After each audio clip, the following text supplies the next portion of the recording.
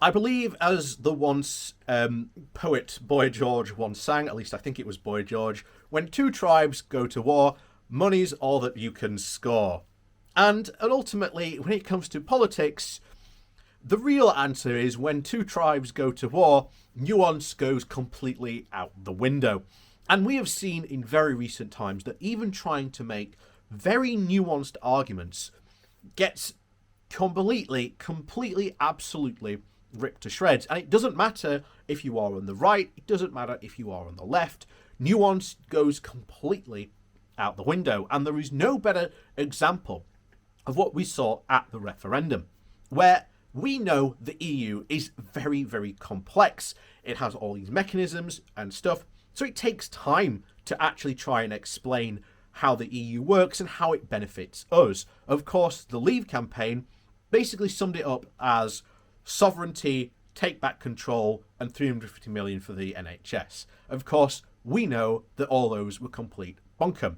But the problem is that you have to actually explain how that was. In fact, the only time the referendum campaign actually tried to simplify something was when we got, for every pound we send to the EU, we get 10 back. And that was the simplest one we actually ever got. And indeed, one of the things that I think would have been a very, very effective campaign, and I think would be an amazing one for the Rejoin campaign, would simply be going on holiday and seeing a British family walk through with an EU passport and then a queue at the other side. You know, time to rejoin the fast lane. I think that would be an absolutely fantastic campaign to run when it comes time to rejoin. So, as always, we are going to jump into this very nuanced argument because it does, like I say, when it comes time to rejoin, and it will come, trust me on that, we have to find ways to simplify the complex so it becomes easier to explain. So, as always, before we do jump into today's article, please do remember to hit that like, share and subscribe button. And of course, down below there is a link to my Patreon page and a one-off donation link called Buy Me a Coffee, where you can, well, buy me a coffee. And of course, now as well, you can join the Pony Club down below with that little join icon there. And on we go. So this comes from the Yorkshire Bylines. The title is Polarised Politics and Binary Tribes. In our increasingly polarised politics, it is very difficult these days to assume any kind of nuanced position on anything. The ways we think about the world and the way that we communicate with each other now seem to be governed by whatever tribe we see ourselves to be in. In that vein, the dreaded referendum of 2016 was a symptom, not the cause, of that polarisation. Whether you were a Remainer or Leave became a symptom of all kinds of other divides in society, such as whether you were a metropolitan or rural, open or closed, progressive or conservative. The fact that you could be a conservative Remainer or a metropolitan Leaver did not fit this binary definition of our lives. The rough edges of complexity were shorn away until we only had the smooth, contrary positions that stood in stark opposition to each other. Of course, that's the problem with referendums themselves. They demand that complex issues be reduced to a binary choice, but that's a discussion for another time. For those of us on the seemingly forever losing side of the culture war, it is perfectly reasonable for us to decry this polarisation.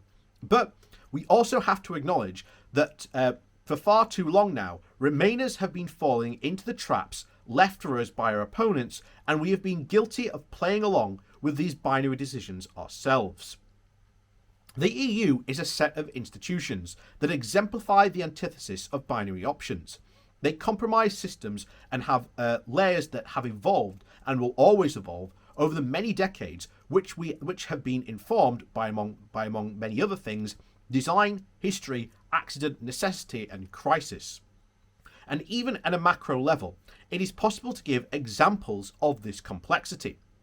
The council, for example, is intergovernmental and is informed by the same processes and quirks as other international government organisations such as the United Nations, the World Trade Organization, or the Commonwealth. Whereas Parliament is supranational, where MEPs sit according to political groupings, not country of origin.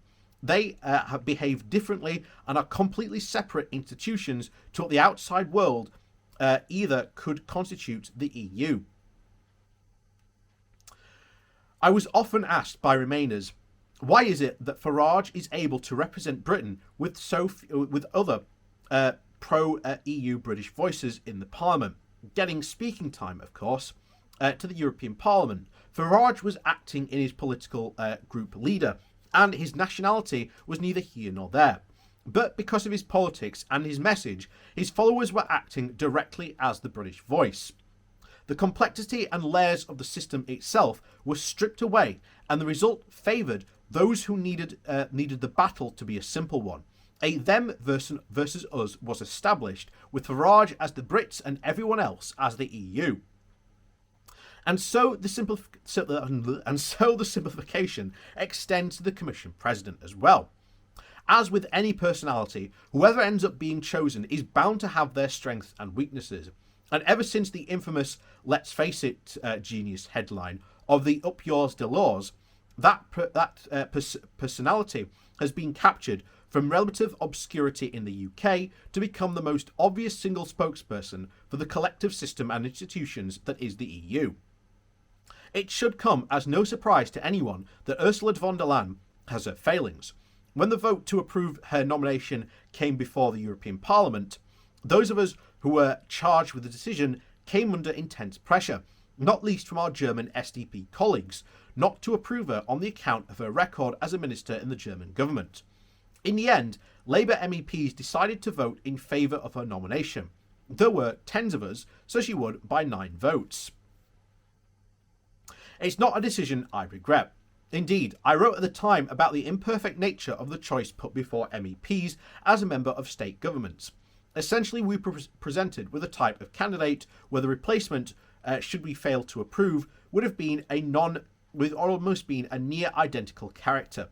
And this is my main criticism of the way in which the Commission Presidents are chosen, by Member States' government and not the electorate, or even those elected to represent them as MEPs. But because of that lack of flexibility society faces in dealing with complexities, the decisions taken in those early days of the vaccine rollout by the European Commission became part of the ongoing battle, whereby any and every opportunity to portray the EU, them, as being worse than the UK, us. And as a personification of the EU, Ursula von der Leyen became the obvious target for the tabloids, who seemed to delight in the EU's poor performance of the vaccine league table. And the response, in many ways, was to leap to her defence. After all, the EU must be the good guys, right? In reality, that litany of mistakes made by the UK government in handling of the pandemic, and the one decision they actually got right was the vaccine procurement, whereas the Commission focused on a cost per dose in the interest of saving Member States' taxpayer money. The UK prioritised speed and delivery. And there is, of course, strong public interest arguments in favour of the former approach, but it should have been clearer from the start that the latter is what the situation demanded. So it's okay to actually criticise the Commission for this, but that doesn't mean the EU is useless or that Brexit was a sensible idea. In a complex world, it's the simple messages that seem to cut through or challenge. If we are ever to win the argument for rejoining the EU or even its orbit, we have to convey that complexity in a simple way. So there you have it, and I completely agree here with Seb Dance. That's the guy who wrote the article. Like I say, he was a former Labour MEP. I completely agree, and like I said at the start, we were at the referendum trying to explain really complex arguments as to why it was a sensible idea to stay in the EU. And the thing is, these complex arguments do result in serious things. Like I say, over the next couple of years, we are going to see the exact situations of what we were warning about happening. For example, the whole worker shortage crisis situation. Do you know why so many of the Brexiteers and the Conservatives are so angry about that and why they're worried about that? Because if there is a worker shortage, that means that workers can then actually, dare we say it, actually start to dictate a wage and demand essentially, and set the price of what their labour is. And they don't like when workers can do that, because all of a sudden, maybe their workers might start to get ideas that maybe unionising and, collective bargaining is actually a good idea. And so, as is always, thank you for watching, and please do remember to hit that like, share and subscribe button on your way out. And of course, down below there is a link to my Patreon page and a one-off donation link called Buy Me Coffee, where you can buy me coffee. And of course, you can now join the Pony Club. And as always, thank you very much for watching, and we'll see you all next time.